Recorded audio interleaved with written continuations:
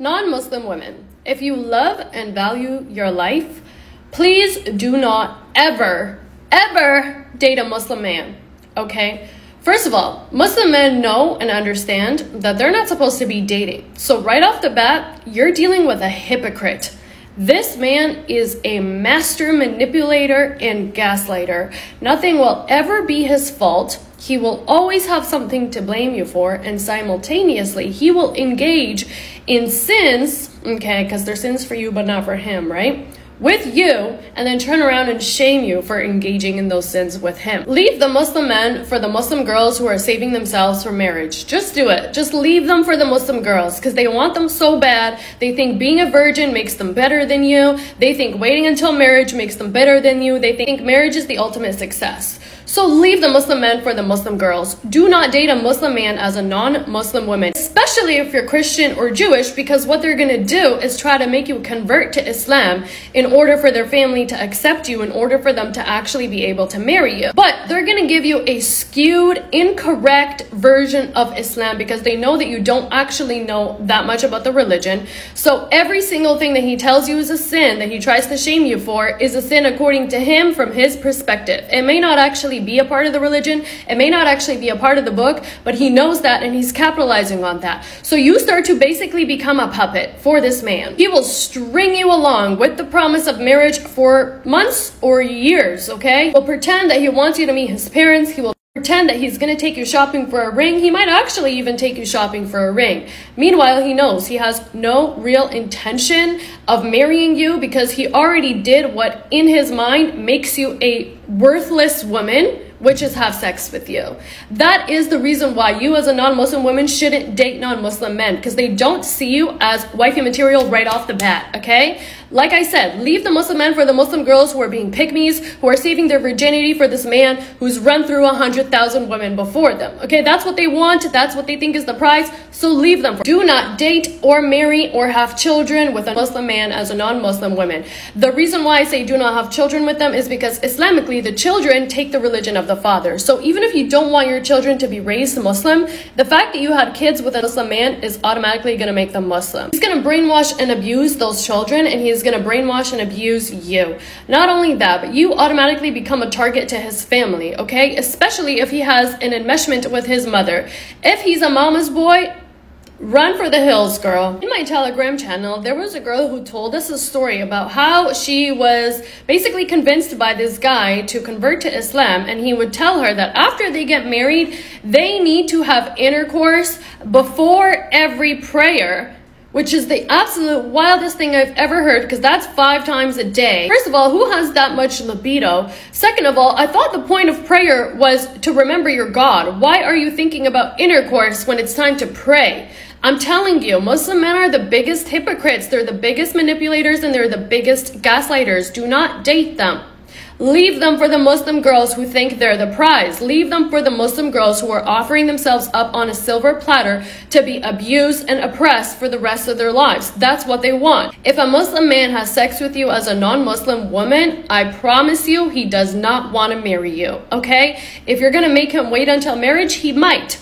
He might want to marry you. But in the meantime, he's going to go find someone else to hook up with. Because I'm telling you, these guys are hypocrites. They're not going to wait until marriage. None of them are virgins when they get married, okay? That's the reason why they will go date non-Muslim women, have all the fun and experience that they want, and then turn around and marry a virgin, submissive, obedient Muslim woman that they can control and use and manipulate for the rest of her life. And she will willingly oblige to this. This is the dynamic that Muslim men dream of. This is why it's dangerous to date a Muslim man or to marry a Muslim man or to have kids with a Muslim man as a non-Muslim woman. Please do yourself a favor. Avoid them. I don't care if he's cute. I don't care if he's rich. I don't care if he's promising you marriage. I don't care if he's trying to teach you religion. It's going to turn ugly, and it's going to turn ugly fast. First, he's going to slowly start to advise you on what to wear, okay? Then he's going to go into full-blown controlling everything you wear. Then he's going to go into full-blown controlling where you go. Then he's going to go into full-blown controlling what job you work or how much money you make, okay? Because they don't want a woman who's outside interacting with other men that are not them.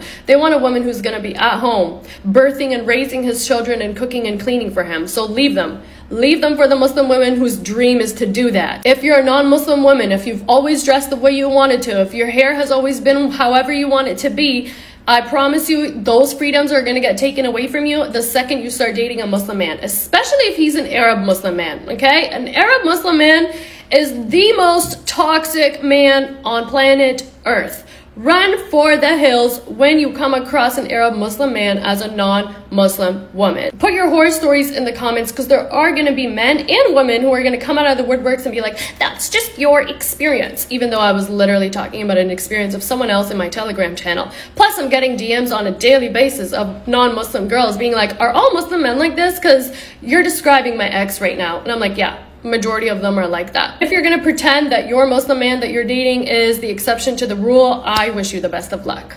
In order to respectfully answer this question, I would like to start with a quick disclaimer. If you love your decision to convert to Islam, this video does not apply to you. You are entitled to that decision, okay? Moving on. The reason why most men or women convert to Islam is because Islamically, when you convert, all the sins of your past life are completely erased. You start on a fresh new slate. This is a very appealing idea to people who are overwhelmed with the guilt of the sins that they have committed in the past. The last time I spoke about this topic was when Brittany Renner converted to Islam, and I got a lot of backlash for what I said about her, which is why I'm really gonna try to be respectful when I answer this question, because I don't want y'all to argue in my comment section, okay? But when it comes to Western women converting to Islam, they do this because they know that in the Muslim community, they are now more appealing to men than the Muslim women who were born Muslim. For those of us who were born into Muslim families, we never had the opportunity or the experience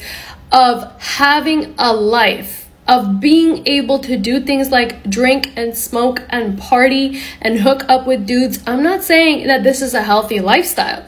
I'm not saying that, okay? I'm saying we could never even dream about the opportunity of doing those things. Whereas Western women who convert to Islam have already experienced that for the most part. And the reason why they're converting to Islam is because that lifestyle didn't give them the answers they were looking for. And the reason why this is so irritating is because if a Muslim woman were to even engage 1% in this lifestyle, she would be ostracized. But when a Western woman who already experienced that lifestyle converts, she's seen as a pure halal woman because all her sins are wiped. So she gets to start from scratch as if her entire past never happened. I'm not saying that we should be judged by our past. I do believe in fresh beginnings. I have fresh beginnings for my life every single time I decide, okay, I'm gonna do something new. But the difference is I'm not doing it so that men can perceive me as this pure, fresh, modest woman who repented and got all her sins wiped and is now the perfect woman to choose to be a wife. And when these Western women convert to Islam, more times than not, they're accepted into the community because Islam offers that. Islam offers a community. Yes, that is absolutely true. But the thing is, it's usually the women who are born and raised Muslim who face the harsh parts of being in that Muslim community as opposed to the Western women who convert to Islam. So the Western women might end up disregarding any oppression, any prejudice, any misogyny towards the women in the Muslim community because they themselves haven't experienced it. And the reason why they haven't experienced it is because everyone views them as a pure halal person. And the most important point is that Western women who convert to Islam have the choice of covering up with the hijab, which is not a privilege that is given to most women who are born in Muslim families. Most women who are born in Muslim families are forced to cover up, regardless of whether or not they want to. And before they even fully understand what it means to cover up and why they should cover up, they're forced to cover up. Women who are born into Muslim families are silenced for resisting and are punished by religious authorities, including their own parents, if they decide they don't want to wear the hijab, whereas Western women get to learn about it at their own leisure and then decide to put it on. And when they put it on from a place of empowerment, because they've already had the opportunity to live their life wearing their hair out, showing their skin, doing whatever they want, and they decide this lifestyle is not fulfilling to me. Also, a lot of Western women who convert to Islam fetishize brown and Arab men. That is the harsh truth that they don't want to hear.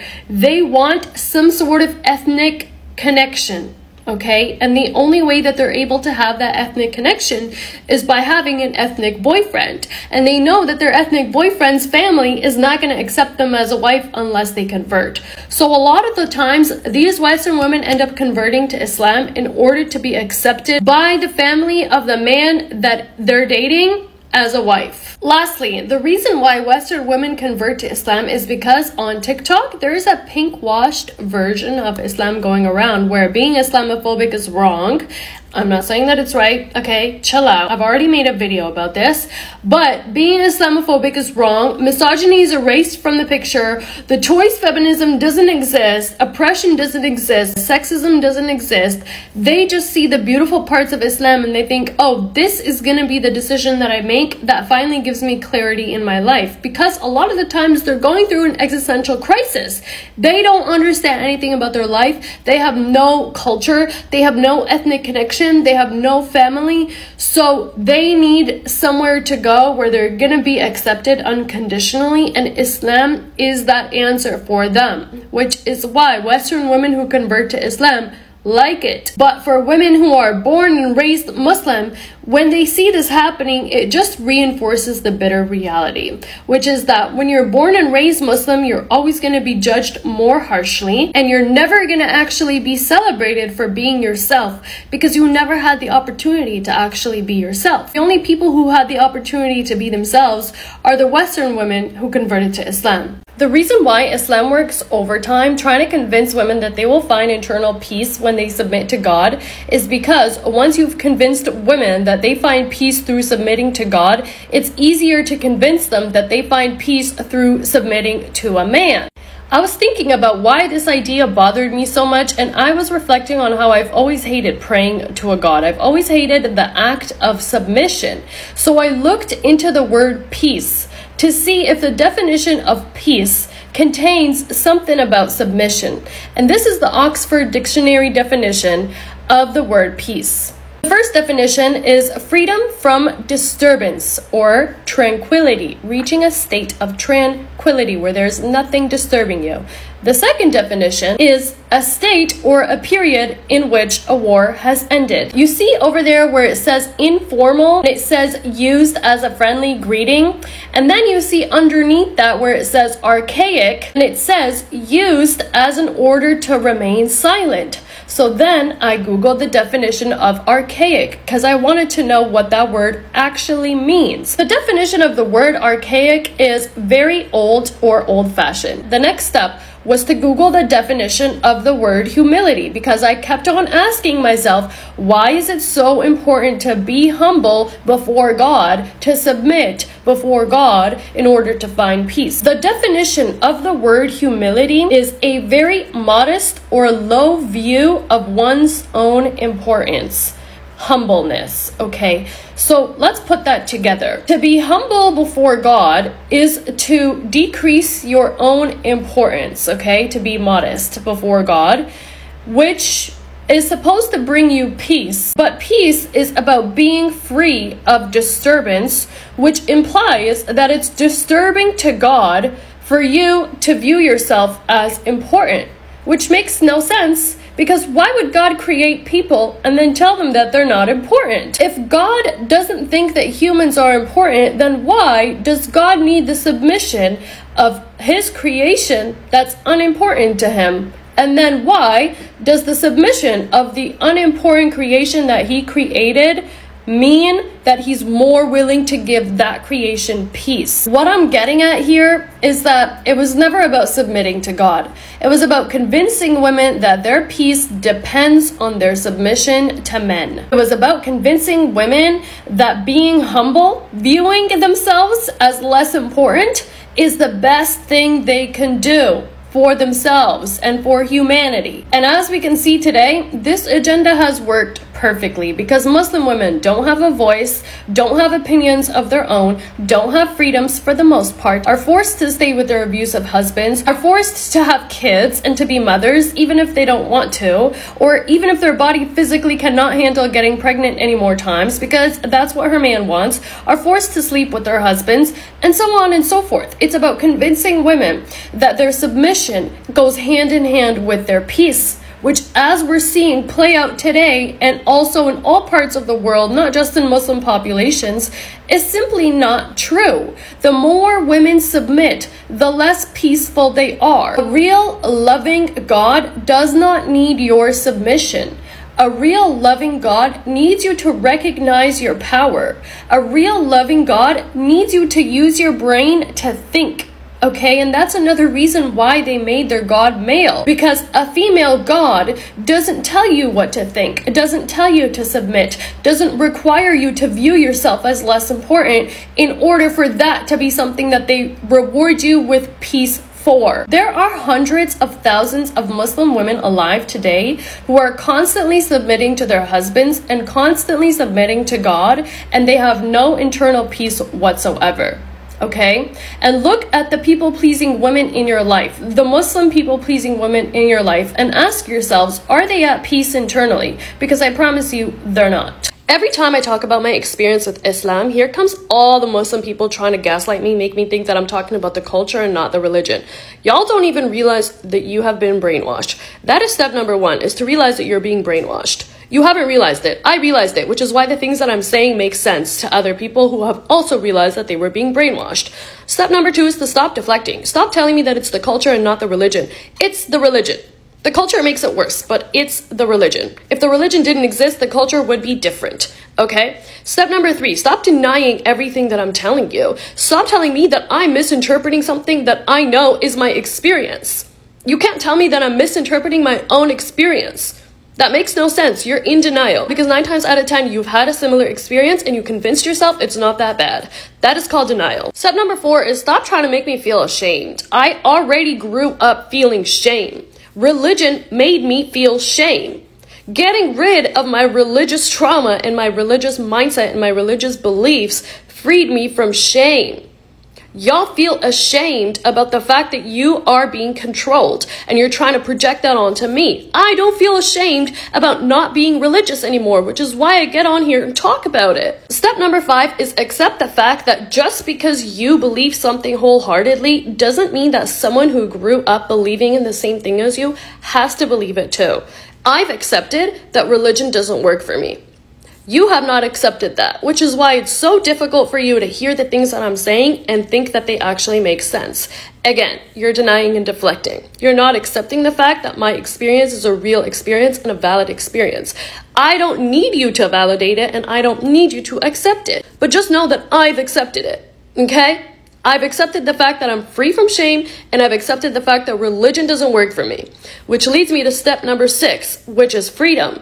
Once you free yourself from all of this brainwashing, all of this control, you realize that the guilt you felt, the shame you felt, the anxiety you felt, the confusion you felt, everything that you were told to do that you didn't actually want to do, it's okay. Like, you're not a bad person for going through that. You can forgive yourself. And then once you forgive yourself and you free yourself from the shame and you accept the fact that you no longer feel ashamed, you enter the stage of freedom. And this is the stage that I'm at right now. I'm really blessed to be able to freely express the fact that I grew up in a traumatizing household where religion was used as a tool to control and oppress me. I'm free from that. I'm very blessed and I'm very lucky to be able to be free from that. But there were so many things that led to me being able to actually speak up about this. I couldn't speak about this when I was living with my parents. And even if I had these thoughts, I had to keep them to myself, which creates a double personality because you have to act a certain way at home and then act a certain way when you're alone or when you're not in the house. And that's confusing. And that gave me anxiety, gave me social anxiety. It made me not a real person. I didn't know how to behave. I didn't know how to be a person. been documenting my unconditional self-love journey for this particular reason, because religion stripped me of the ability to love myself. Religion made me fear constant punishment and constantly feel guilt and shame for everything I was doing, because it put a man in my head to observe my actions and judge me constantly. And I freed myself from that. So I'm allowed to speak up about my experience. I'm allowed to document this. I'm allowed to tell you guys that I don't subscribe to that belief. And if you don't agree with me, it's okay. But just know, you're in denial. You're deflecting. You're feeling ashamed. You haven't accepted the fact you're not in control of your own life. And truthfully, you don't even believe that you deserve freedom. So sort out those issues before you come into my comment section quoting the Quran and telling me hadiths and saying I'm going to hell, or even trying to tell me to accept Jesus as my savior. Like, please miss me with that. Muslim people's obsession with trying to make ex-Muslim people prove that they were Muslim by asking silly questions like this, or the how many rak'ahs in wudu comments that I get all the time, it's just funny, because it's like, okay, so if I recite the surah to you, if I explain the difference between wudu and rak'ahs, now what? Now is my stance valid? Now is the information that I'm saying valid? Because I guarantee it's not, because you don't actually care about the validity of anything that I'm saying. You're just trying to convince yourself that I never knew anything about Islam in the first place, and that's why I'm so angry about it, and that's why I have so much to criticize, when the opposite is true. The more you learn about Islam, the more you realize, oh, most Muslim people actually don't know anything about Islam. And that's why I laugh so hard when I get those "it's the culture, not religion" comments, because Islam literally has a political aspect of it. Sharia law is a political aspect of the religion, and law impacts culture. So you can't say it's the culture and not religion, because the book gives you laws to implement in the society which impact the culture. I made an entire 9-part series on why I left Islam, and most people didn't listen past the first 5 seconds of my first video, where I sarcastically said that the reason why I left Islam was because I wanted to hook up with men. You couldn't even get past the satirical point that I made, the first satirical point that I made in my first video. So that shows me, that proves to me that you don't care. You don't care about my experience. You don't care about the experience of other ex-Muslims. You only care about protecting your own belief, because you're afraid that if you questioned your own beliefs, you would leave the religion too. That's why I'm so adamant on not debating Muslim people, because I'm not interested in debating someone whose entire purpose is to protect their own beliefs, because that's closed-mindedness. Debates are supposed to be approached with an open mind, meaning you're willing to actually hear and comprehend my perspective, even if it doesn't align with yours, which most Muslim people have proven over and over and over again by the type of comments they leave on my video that they don't know how to do that. I can see things objectively. I can see things holistically. I can apply my own personal perspective, and I can remove myself from the situation and ask, how does this affect everyone else who's not me? I can say, these are the things that I liked about religion while I was religious, and these are the things that I don't like about religion, and this is what I'm doing with my life now that I have all this information. It's really not that hard to think open-mindedly and to be objective. It's just that religion tells you that this is the truth, and you're so afraid of it not being the truth because your real fear is going to hell. And I've made so many videos about the fear of going to hell, and how the fear of going to hell is what actually controls most people, most religious people, and that once you free yourself from the fear of going to hell, you realize you never needed religion in the first place. I got a DM from a young Muslim girl that I want to answer in this TikTok, and I got permission from her to do that. She basically said that the reason why she hasn't stopped being Muslim yet is because she's afraid that if it ends up being real, then on Judgment Day, she's going to burn in hell for eternity. She asked me how I got over my fear and guilt of leaving the religion if I believe in hell and heaven. My response to this is that I don't believe that hell and heaven are physical destinations. I believe that hell and heaven are states of being, and I've discussed this on my TikTok before, so if you want to go look for the videos, feel free to do that. But essentially, in a nutshell, I believe in energy, right? And if it's one thing we all know about energy, is that energy cannot be created or destroyed, it can only be transmuted. I also believe in the law of attraction, which states that where attention goes, energy flows. Now we know that attention is basically thoughts, right? The reason why I say that heaven and hell are states of being is because I believe that heaven and hell are created in the mind first, and that when you die, the energy of your soul can only go to the dimension that matches the frequency of where your mind was operating at while you were alive. So if you were alive and having very judgmental thoughts, operating in a very hypocritical manner, not being open-hearted or open-minded, not being forgiving, not being accepting of yourself or others, then you are going to hell, which is the dimension that matches the frequency of fear, shame, guilt, judgment, and so on.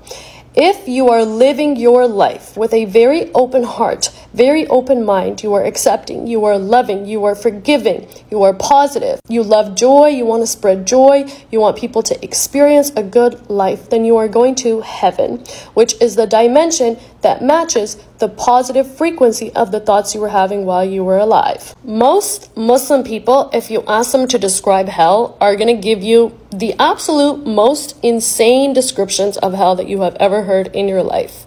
And the reason why they need these descriptions of hell is because it scares them into obeying God.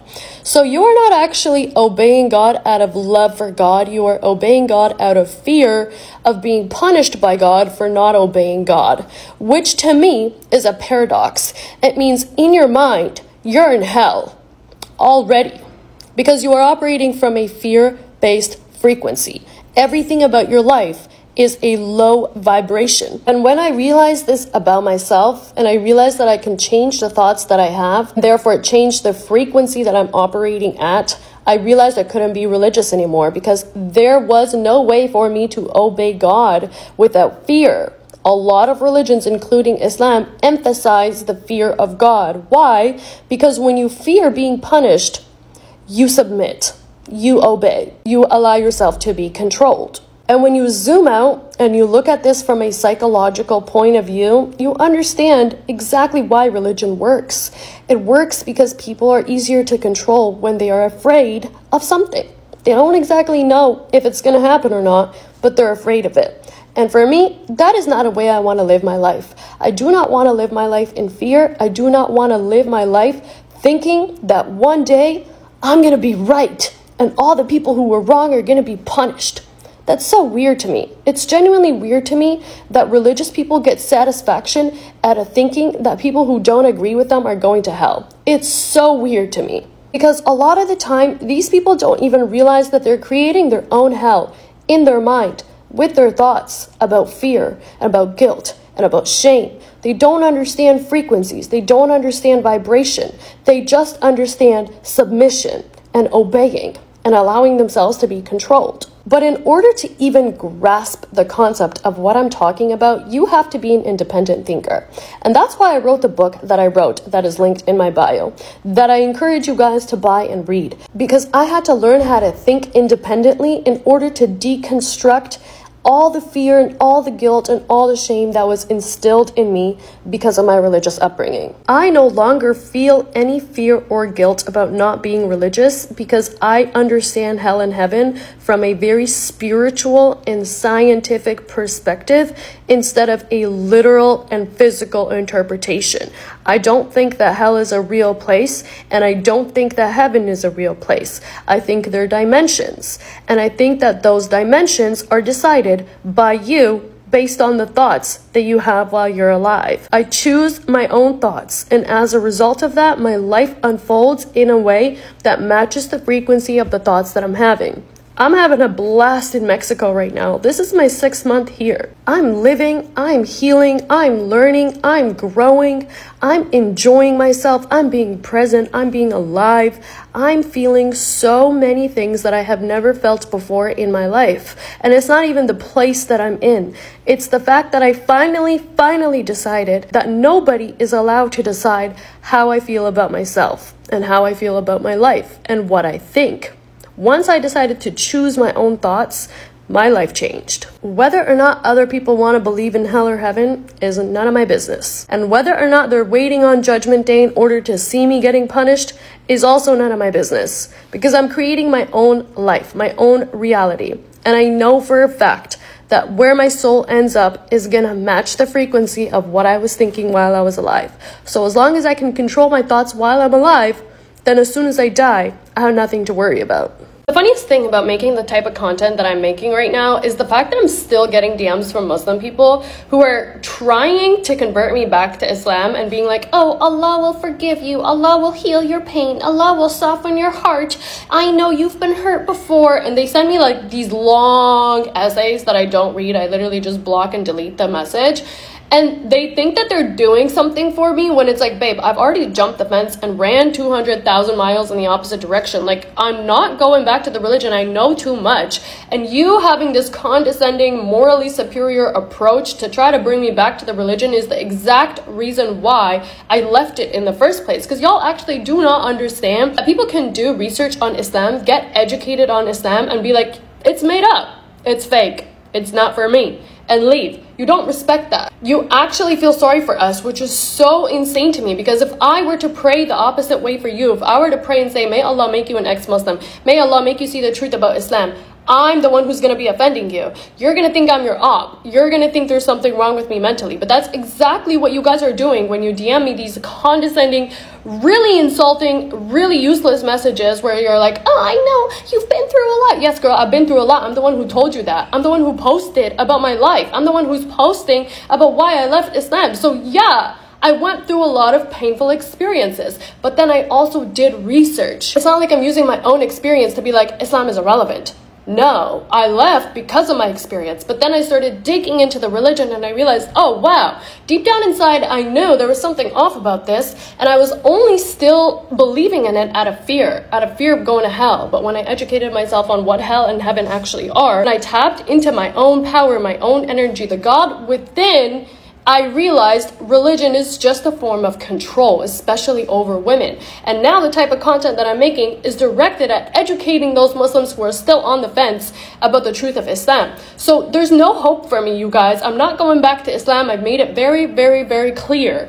I know too much. Okay, not only do I know too much, but I've also found another way of life, because one of the reasons why Muslims are so dedicated to sending these messages in the first place is because they think that once you leave religion, you have no rules, you have no morals, you have no rituals, you're just doing whatever the hell you want to do every single day, you're just being crazy, you're hurting other people. And it's like, but that's what you would do. That's why you're projecting that onto me, because religion is the only thing giving you morals. You don't understand that people can choose their own way of life. People can choose their own grounding rituals. People can choose to understand the God within. People can choose to trust their consciousness.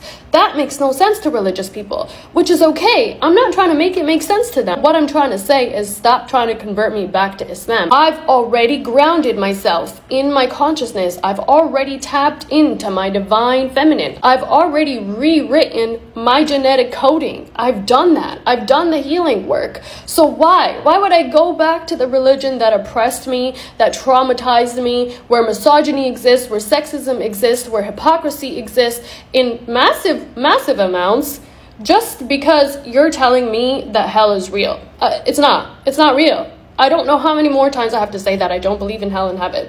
Hell and heaven exist on this world, okay? Today, right now. We're in hell, right now. I'm doing my part on trying to make it a heaven by reminding people that their power lies within, okay? There is no energy out there watching over your every move, judging every person doing every action, tallying it all up so that one day he can destroy everything on the world and be like, you're going to the bad place forever, you're going to the good place forever. And once you've spent enough time in the bad place, I might put you in the good place. Oh yeah, and the good place has 72 virgins for the men, and the women get nothing because they already spent their whole life sacrificing everything for one loser man who did absolutely nothing for them. It's not making sense to me. A lot of you guys have been asking me what I think about the whole 72 virgins in heaven thing that Muslim people believe in, and also what I think about some dude, I don't remember who, saying that hellfire is full of women and hellfire is going to have majority women in it. And I want to break these down from a purely mathematical perspective. I'll give my 2 cents after, but let's just do the math first. Let's say that there's 100 men in heaven, and each one of them gets 72 virgins. That's 7,200 women and 100 men. So automatically, the math on this is just not adding up. There's more women in heaven than men based off of that alone. Now, let's say there's 100 men in hell and twice as much women as that in hell also. That's 100 men and 200 women. 200 women is still way less of a number than 7,200 women. So where did this conclusion come from that hell is going to be filled with way more women than men when men are promised 72 women in heaven? Also, the whole concept of those women being virgins has never sat right with me. You know why? Because they say that jealousy doesn't exist in heaven, right? And that's why a woman will be able to be with her man in heaven even though he has 72 virgins. So if jealousy doesn't exist in heaven, why does virginity exist in heaven? Why would God specify that those women are virgins if jealousy doesn't exist? Because we know the only reason why men care about virginity in the first place is because they're jealous that another man had you beforehand. So if jealousy doesn't exist, then why wouldn't God just say there's 72 freaks that do the split on the D in heaven waiting for you? Be a good boy on this earth and you'll get to experience that. I don't know, if I was a man, that would be more enticing than the thought of 72 women that their first time is gonna hurt. Like, I think that the virgins is just code word for children. I think it's 72 children that you get to, yeah, I think that's literally what it is, which is sick. Let's go back to doing math for a quick second. Let's say there's a room of 100 men and a room of 100 women. Which room would be scarier to walk in, just objectively speaking? Objectively speaking, the room with 100 men in it would be way scarier to walk into than the room with 100 women in it. So if hell is majority women, it sounds like it's going to be kind of lit. Okay, sounds like a place where we might be able to make fireproof makeup. Because I've never walked into a room full of women and been like, this feels like hell. I've never done that. And I don't think anyone has ever walked into a room full of women and been like, this feels like hell. This feels like eternal punishment. And this is how I know that these stories are made up by men, because they couldn't even think past the initial point of being like, there's gonna be more women in hell. Okay, then we're gonna have more fun. Like, they couldn't think past the thought of each man gets 72 virgins. Because if Islam is truly supposed to be a timeless religion, then why didn't they know that 1500 years from the time that Islam was introduced, that would be a weird thing to say out loud. It's a weird thing to say that you get 72 virgins in heaven out loud. I don't know any normal, mentally stable, sane man who is enticed by the idea of 72 virgins. Like I said, if it's 72 freaks, things might change. But 72 virgins, why do you want it to hurt 72 times in a row? Only deranged, mentally ill, sick, pedophilic men are turned on by the thought of 72 virgins. That's how I know this hell and heaven bullshit is made up. It's fake. A man decided this is what I think would be enticing to men and this is what I think would be scary to women. So let me write it down and say it to them. And the men will be able to use that as a one-up on the women. And the women will be able to use that to judge and subjugate themselves and each other. Because let's be honest, if you tell women that more women are going to end up in hell than men, then women automatically feel like they have more to prove. They have a higher bar to achieve. They have something to work harder for because they're doomed. They're doomed to hell. And this is, I can't stand these concepts. I cannot logically accept them as facts. These are fear-mongering tactics. These are scare tactics. These are control tactics. And the farther you step away from Islam and you just objectively perceive these things, you're like, wow, this is sick. This is a mental illness. Like, someone had to be truly mentally deranged to come up with this stuff, and you can't convince me otherwise. If you wanted to make hell sound scary, why would you say there's going to be more women there than men? That doesn't sound scary at all. It sounds like it's going to be a fun time. I'm telling you, it sounds like it would be lit. It sounds like it would be a party. If you wanted to make hell scary, you should have said there's going to be ugly, scary looking men there. I would be terrified of going to a place where there's ugly, scary looking men. I'm just saying, it's not making sense. If God actually wanted to prove his existence, he didn't have to send so many different prophets at different time periods. Why not just show yourself to everyone in the time period that you're trying to communicate to at once? Because then multiple people would see the projection in the sky, like a movie or whatever, and be like, oh, God's real. Oh, okay, God wants us to do this. We got the message. Thanks, God. And then they would change their ways instantly and start worshiping God.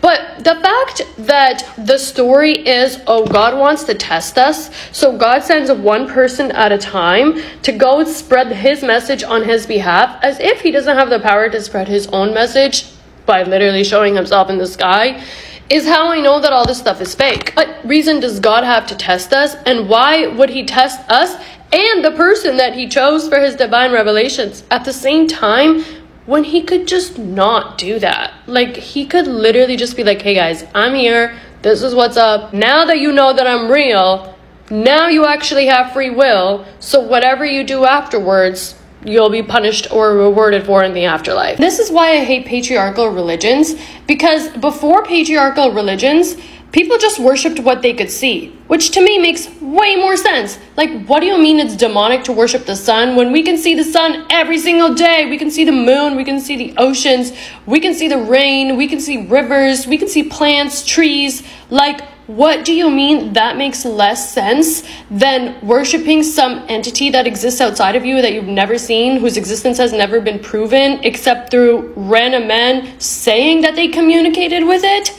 And then writing a book about it and then being like, yeah, this is the religion, and if you don't subscribe to this, you're going to hell. How does that make more sense than worshiping something you can actually see? Even when they were worshiping statues, it's not like they were actually worshiping the statues. It's that the statues represented the gods that they could see. There was a statue for the sun god, a statue for the moon god, a statue for the rain god, for the tree god, for the death god, for the life god, for the war god. And it's like, yeah, okay, yeah, that makes a lot more sense to make statues that represent the thing that you're worshiping, rather than just worshiping this idea that you can't even conceptualize. And then you're told to have blind faith to that idea, and you're told that you're going to burn in hell for eternity if you don't subscribe to the blind faith of the idea that you cannot see. Most insulting part about this is that the things that you can see now, like on the planet, animals, trees, water, whatever, the sun, are deemed irrelevant.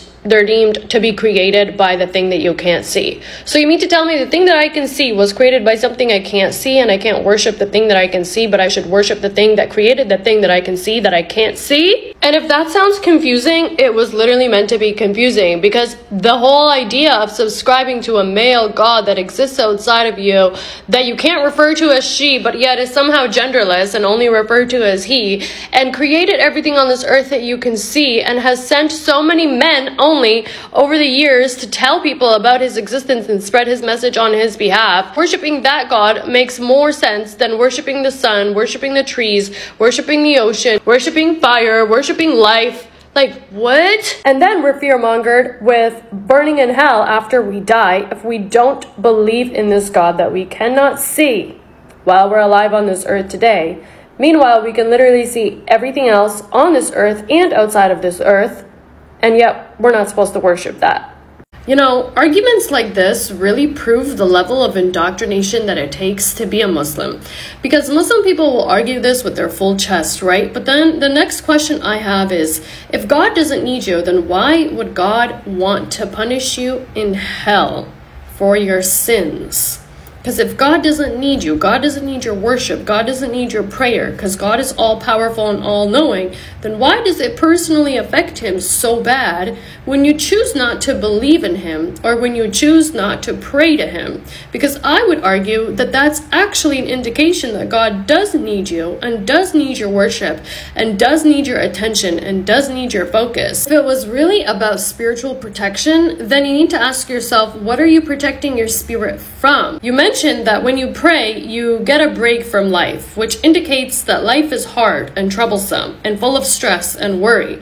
So, if God doesn't need your prayer, God wants you to spiritually protect yourself and also give you a break from life, then why does he need to be the focus of your spiritual protection when he could just tell you to breathe? Intentional, focused breathing has way more of an impact on your spirit than performing a ritual 5 times a day for a deity that you claim is God. At the same time, there's the threat of literally burning in hell if you don't do the prayers, if you don't do the performance that's supposedly for spiritual protection and to give you a break from life, and also God doesn't need it, then why is there the threat of hell if you don't perform the performance? That's literally what it is, because breathing is something that comes supernatural to you. If God wanted us to spiritually protect ourselves truly, and he doesn't care about our attention and our focus, then he would have just said, pay attention to the way that you breathe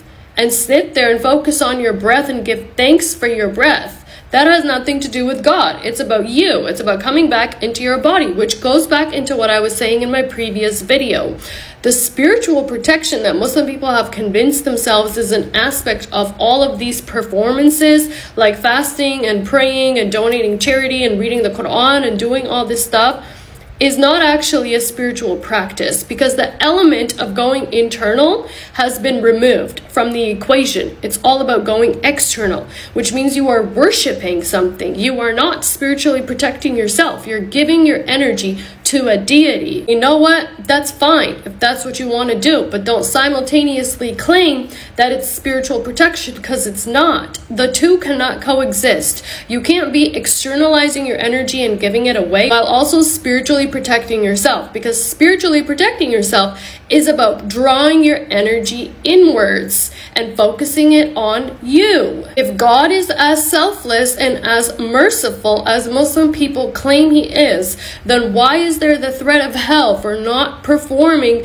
the worship of your God if he doesn't need it? Why is that threat there? I get so many comments and questions on a daily basis about why I don't talk about Christianity on this channel, and I'm going to address it once and for all. I don't talk about Christianity on this page because Christianity didn't traumatize me. Yeah, that's literally the simple answer. I wasn't born Christian. I wasn't forced to go to church. I wasn't forced to read the Bible. I don't know that much about Christianity. Ironically, the things that I do know about Christianity, I know from studying Islam. Does that mean that Christianity is not a traumatizing religion? No, because from what I see on TikTok, ex-Christians are talking about leaving Christianity, and they're talking about how it traumatized them. So why would I dedicate my time to studying Christianity and then dissecting it on TikTok when I'm not even done dissecting Islam, which is the religion that traumatized me? Even if I were to start doing that, dissecting Christianity doesn't make Islam look better. And I know that that's what the Muslim people who comment that on my videos are secretly hoping for. They're secretly hoping that I'm going to say something so bad about Christianity that they're going to have a gotcha moment to be like, see, this is why Islam is better. And I'm not going to give you guys that opportunity, because I've made it so clear that I don't like all Abrahamic religions. Judaism, Christianity, and Islam are all fundamentally rooted in oppressing women and controlling the minds of the masses. So I'm not going to pit one against the other, because it's a losing battle. They're all fundamentally rooted in oppressing one half of the population and controlling a majority of the people who claim that they follow this God because that God's going to save them. I don't want the support of Muslim people on this page. If you are a Muslim person who supports me because you agree with the things that I say and you've been having doubts about the religion, that's cool. But if you're a Muslim person who's like so devout and you hate me and you hate the content that I make, I don't want your support, and your support doesn't matter to me, which is why I'm not going to make content about Christianity, because Muslim people have been taught to support people who hate Christianity. Muslim people have been taught that hating Christians is okay, hating Christianity is okay, hating Jews is okay, hating Judaism is okay. Anyone who actively preaches that these people are your enemies is someone you should support. So I'm not going to do that, because I don't want your support, because I don't think that Christian people or Jewish people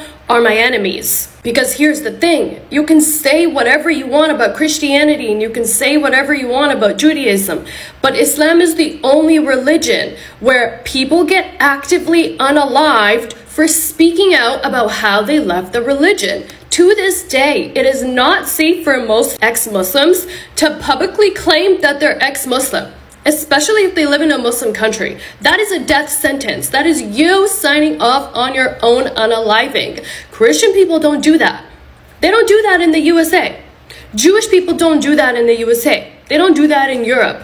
They don't even do that in Muslim countries. If you're a Christian person living in a Muslim country and you don't want to be Christian anymore, nobody's going to try to unalive you. And for those who are like, oh, you're making being ex-Muslim your entire personality, I understand that claim 110%. And the reason why I understand it is because Muslim people are not used to seeing ex-Muslim people speak out so openly and so frequently about how they left the religion. So to them, the only logical conclusion is, oh, this person's making it their entire personality because they're still obsessed with Islam, which is ironic and tone deaf considering the fact that Muslim people make being Muslim their entire personality. Muslim people are literally taught to try to convert other people to Islam. So even when they're having a conversation with a non-Muslim person, mid-convo, they're gonna try to tell you to convert to Islam. If you're a Muslim person who decides not to be Muslim anymore, prepare to lose all your Muslim friends, because Muslim people only want to be friends with other Muslim people. They want their communities to be Muslim, they want their support groups to be Muslim, they want their For You pages to be about Islam, they want the books they read to be about Islam, and it's like, who's really making it their entire personality at this point? And let's not act like Muslim people are tolerant of non-Muslim people. This is once again why I don't believe in Islamophobia.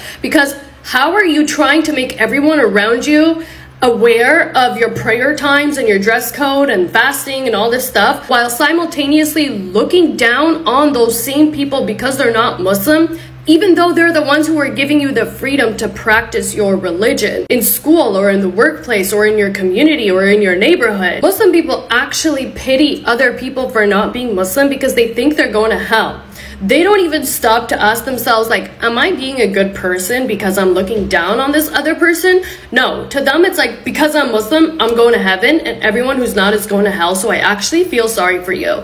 So why would I go out of my way to criticize Christianity and Judaism when this issue exists so prevalently in Muslim communities, and it's actually making closeted ex-Muslims have a miserable, insufferable life? Because not only does that guilt get projected onto them because they think they're saved, right? They think they're going to heaven, but then they know what's going to be said about them after if they decide to make it public that they're leaving. And once again, the threat of being unalived once you declare yourself an ex-Muslim is the reason why you don't hear ex-Muslims speaking out about how they left the religion. Hypothetically speaking, if Muslim people decided we're not going to unalive anyone who doesn't want to be Muslim anymore, I promise you 50% of the fastest growing religion would openly talk about how they don't want to be a part of that religion anymore, and then they would leave. And that percentage would be majority women, because let's not act like men are even following the religion properly in the first place. Thank you for coming to my TED Talk. Yang nagbawangan dari kabawan, kepalanya sungsang, otaknya diselangkang. Surganya cuma batang yang mencari lubang, selalu mimpi disayang oleh para dayang. Hidungnya belang, mulutnya lancang, suka menantang. Dengan muka garang, tidak bisa menang. Kalau tidak curang, sering dapat uang. Menggunakan parang, tapi ngaku dagang di tanah abang.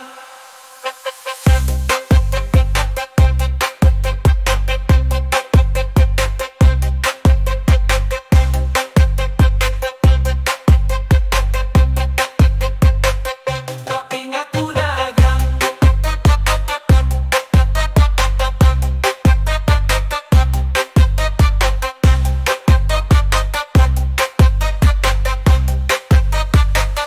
Di tanah bawang yang terbelakang, pengetahuannya kurang, nuraninya hilang.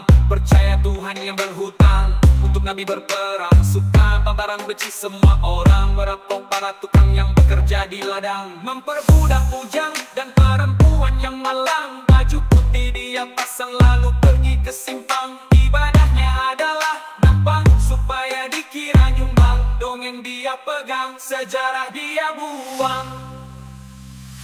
Orang bawang yang sedang tegang, jangan kamu girang, jangan kamu sedang.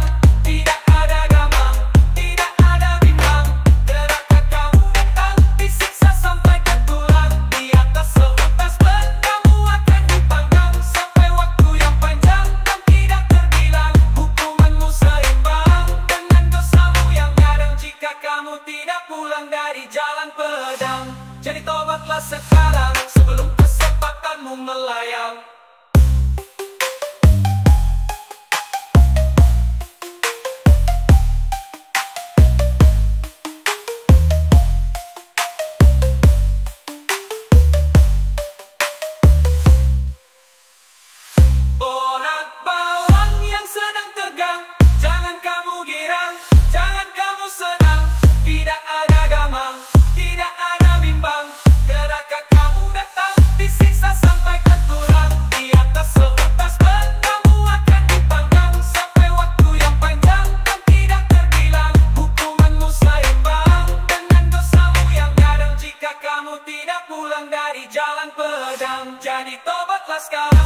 kesempatanmu melayang.